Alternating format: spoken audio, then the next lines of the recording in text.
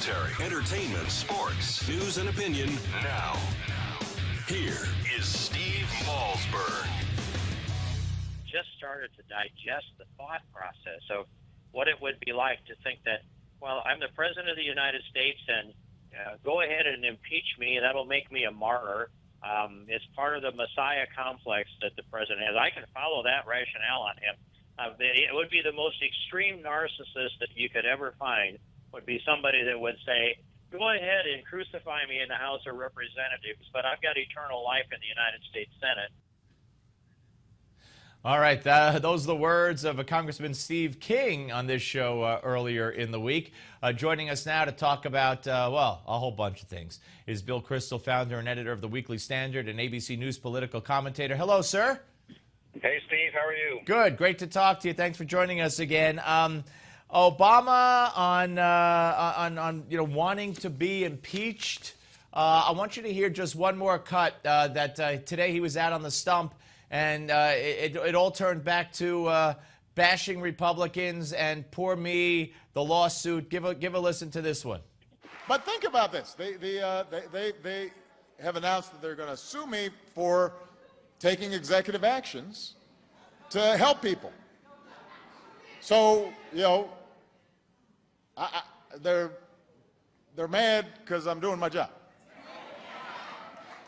And by the way, I've told them, I said, I'd be happy to do it with you. So the only reason I'm doing it on my own is because you don't do anything. But if you want, let's work together. All right. And he also said that they got to stop with the hate. Well, it's typical Obama. Yeah, I mean, from his point of view, he's revving up his base. I think they have decided they're not going to get a single swing voter in the midterm elections. They need to turn out every Democrat they can, so they need to hype the impeachment stuff. And he's still able to say, because he's, pretty good at the rhetoric, that I'm willing to work with these guys. It's just they're not doing anything, so I've got to do these things for the sake of the public. What's amazingly lacking from those sentences in that clip you played is any notion of the rule of law. That the president just doesn't get to decide to do things, or maybe sometimes Congress does or doesn't act, and then you decide that there are these laws, and the president is sworn to faithfully execute the laws. It's not as important to President Obama as to previous presidents, I think. Do you think it would be a badge of honor for him, as well as a political victory for the Democrats, if he were to be impeached? Do you believe he really would like to be impeached? I don't know. I mean, it's so phony. It's even hard to know how to think about this. But, I'm not for impeaching him. No one really is, I guess, at this point. But, there's no articles or that I know of that have been drawn up. But I think it's actually a little whenever everyone agrees on something in Washington, I think it's sometimes or often wrong. The conventional wisdom is so absolutely committed to the notion that it would be an utter political disaster, horrible mistake to even say the word impeachment by any Republican. I'm not so sure that's true. It's not like Clinton, Clinton had an adequate midterm election as he was being impeached. They picked up 5 House seats. They didn't win the Senate. They didn't win any Senate seats. They didn't win the House. Clinton's successor, Vice President Gore, lost, even though the economy was pretty good in 2000. So I'm not so sure that this notion that, impeachment is just I'm not for it. Don't get me wrong, but, that it's like so obviously politically brilliant to keep saying the word impeachment and Republicans are going to shake in their boots when they hear that term. I'm not so sure that's true. Yeah, I agree with you 100%. The way they're running out of their way, stepping all over themselves to run away from it and not dare to say it. And you said something interesting too, which was revealing when you said so far either that nobody wants to, no big leaders are saying they should impeach him or no articles are being drawn up. I don't know if people are going to change their tune if he strokes that pen and grants amnesty to 6 million people. Yeah, I don't think I don't know quite what he's going to do for 5 or 6 million people. I think Yuval Levin, who's a very sober conservative, had a good post yesterday in the National Review, really talked about what an amazing act of executive authority and probably not legally correct executive authority this would be. Now, what he's going to do exactly is unclear. He's not going to, make them citizens. He can't do that. They're already working mostly, so he's not going to. I don't know what it means. I guess he's going to tell employers not to enforce the current provisions and make it difficult to hire illegals, people who are here illegally? Could he give them actual work permits? What would the status of those be if another president takes over 2 years from now? I am honestly just a little puzzled by what he thinks he's going to do. But whatever it is, it strikes me as, probably not something he has the legal authority to do. Are they coming? Are they coming for you there, Bill, with the sirens?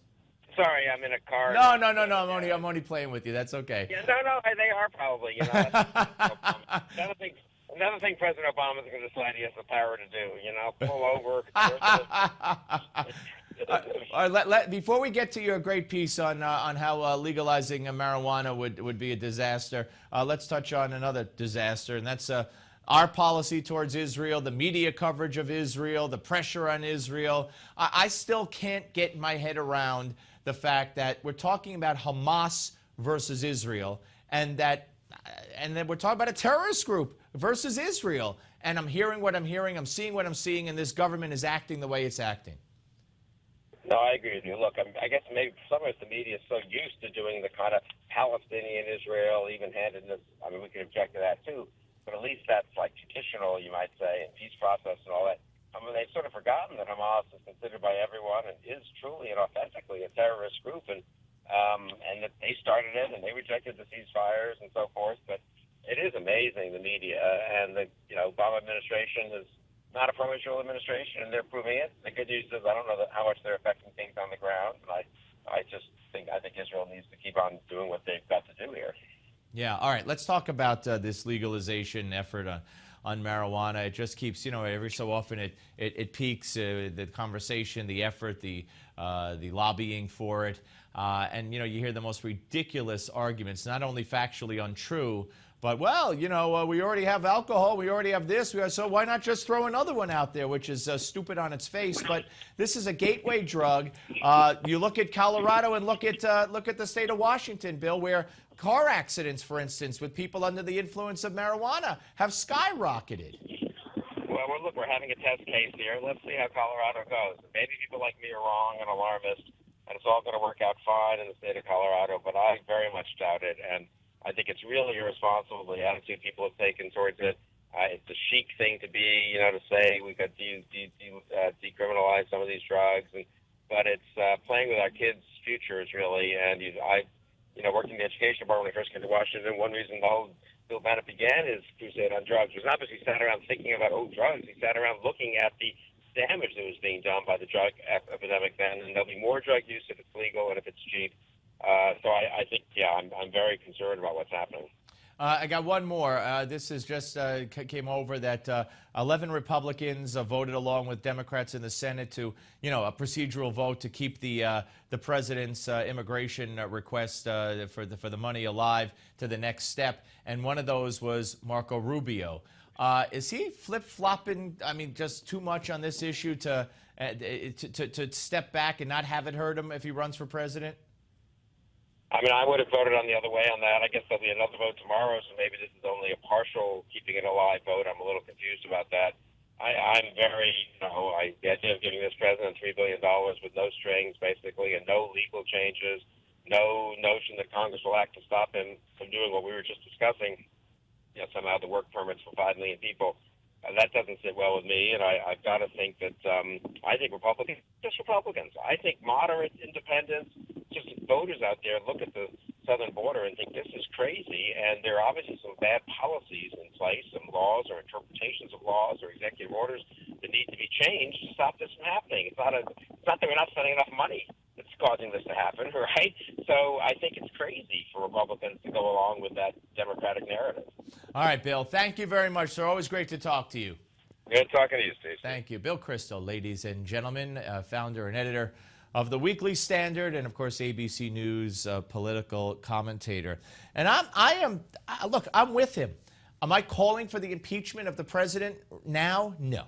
But do I think that, that John Boehner should be unequivocally saying we're not going to impeach the president. We have no plans to impeach the president. We have no desire to impeach the president. And everybody is running this way and running that way. Look, notwithstanding the fact that there are no Republican leaders calling for the impeachment of Barack Obama, unless you consider Sarah Palin a Republican leader, there's still raising money over it. The White House is still saying that the Republicans want to impeach him. So it doesn't matter what Republicans say anymore.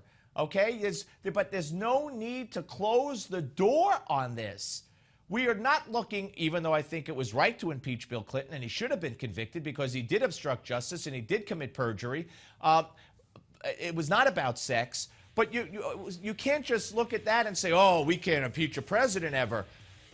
When Jonathan Turley says that this man is like King James and he is what the founders feared and he's not finished, don't ever close the door for any president, Republican or Democrat. Don't ever close the door on the possibility of impeachment because the founders put it there. It's in there for a reason. All right? All right. All right. We're coming up next with Give Me Five. Don't go away.